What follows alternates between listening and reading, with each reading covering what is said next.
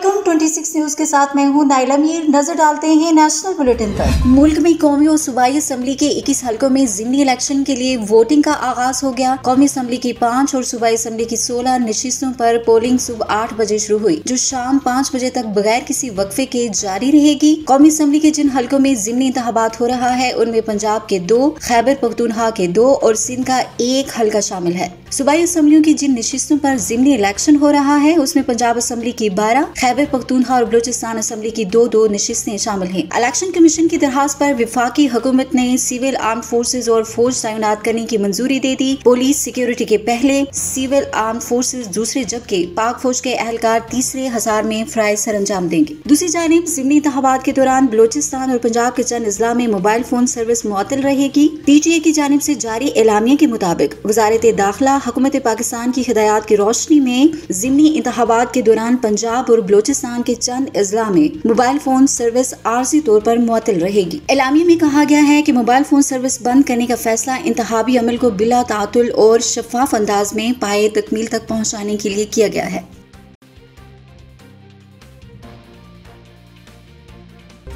जमीयत उलमा इस्लाम JUI के सरबराह मौलाना फजल रहमान का कहना है कि 2024 में 2018 से बड़ी धांधली हुई है।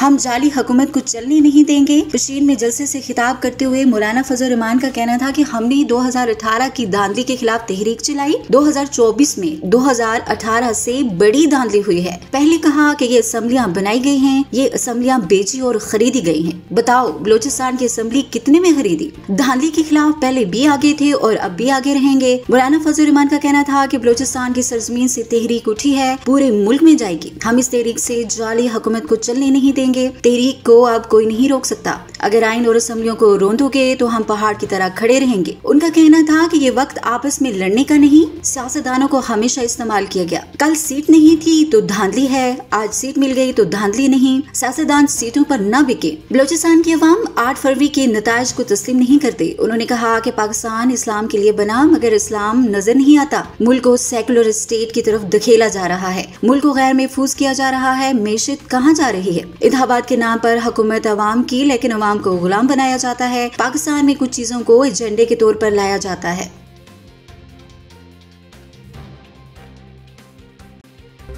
वज़ीर खजाना मोहम्मद औरंगज़ेब ने कहा है कि मेशत की बहाली से मुतल्लिक हमारी समत बिल्कुल वाज़ेह है। पाकिस्तान को चैलेंजेस का मुकाबला करने के लिए सपोर्ट मिल रही है।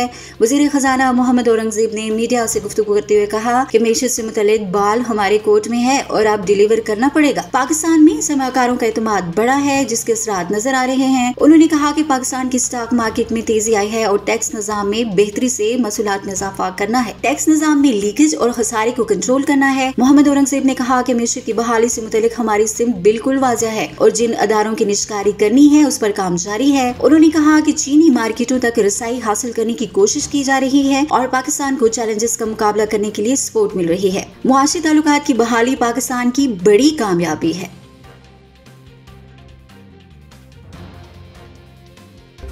अमीर जमात इस्लामी हाफिज नईमुर रहमान का कहना है कि जमहूरियत की बहाली की तहरीक और फलस्तीन की आज़ादी की तहरीक के साथ चलती रहेगी। लाहौर में अक्सा मार्च से खिताब करते हुए हाफिज नईमुर रहमान का कहना था, इसराइल को कभी भी तस्लीम नहीं करने देंगे, 2 रियासती हल को किसी सूरत नहीं मानेंगे। उनका कहना था कि पाकिस्तानी अवाम बेकारी नहीं है, डालों के हिवज इसराइल को तस्लीम करने की साजिशों को कामयाब नहीं होने देंगे। हम अवाम को जगाएंगे और फलस्तीन की आवाज बनकर हुक्मरानों के सामने खड़े होंगे। हमारे आइडियल वही लोग हैं जो हक की खातिर लड़ रहे हैं। अमीर जमात इस्लामी का कहना था कि मौजूदा हुकूमत फार्म 47 की हुकूमत है जो हम पर मुसल्लत की गई। एक तरफ जमहूरियत की बहाली की तहरीक होगी तो दूसरी तरफ फलस्तीन की आजादी की तहरीक चलेगी।